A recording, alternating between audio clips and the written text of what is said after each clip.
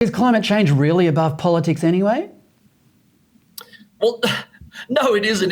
That's what makes this such an infuriating issue for those of us, firstly, as people who actually respect how our system works, but secondly, as climate skeptics. I mean, not only is it not above politics, it is a matter of contention. Even if you agree with the doomsday scenarios about the polar bears and so on, the solutions to it are too often bundled up inside that basket of things you can't talk about, up to and including the fact that the solution is windmills and solar panels, which I'm sorry, do not work. For the King of England to be dictating our domestic energy supply to a domestic energy policy to us from his ivory tower in the UK, again, that is an automatic deal breaker as far as I'm concerned when it comes to the constitutional monarchy, and that will be the end of the monarchy. Thankfully, King Charles, all early indications are that he seems a little bit smarter than that at this point. What's your prognosis, though, Gideon? Do you think he will hold true to his promise that he's going to abandon those causes?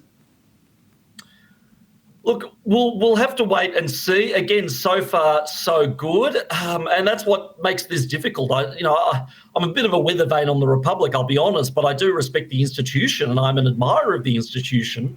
But at the same time, it looks like King Charles he spent a very, very long time learning at the knee of his mother. He knows what is appropriate for a monarch to do and what not to do. The first thing he said in his speech was, a lot of the causes to which I've dedicated my life I can no longer do. So he actually understands that. He acknowledges that. So that's good. But will he be able to help himself? If enough people get into his ear and says, oh, no, Your Majesty, this isn't a political issue. You're not talking about tax rates or something here.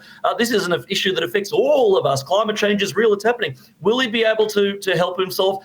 I'm not sure, but look, so far, so good. I think that's the key takeaway. King Charles knows what his role is in a constitutional republic, even if his Prime Minister Anthony Albanese doesn't. Yeah, let's give him the benefit of the doubt so far. Now, you must have seen Graham Lloyd's report in the Weekend Australian explaining that the data shows we are not experiencing a climate crisis. Did this just confirm what common sense people know already?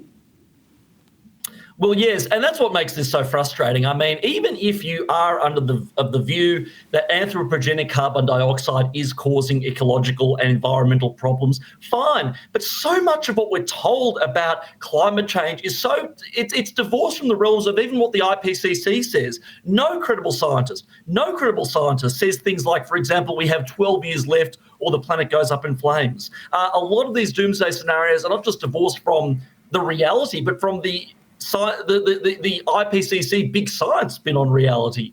Look, I defer to one of my favourite comedians of all time, the great Dennis Miller, who said, look, all I know is sometimes it's hot, sometimes it's cold. And that bit in the middle, that's the weather.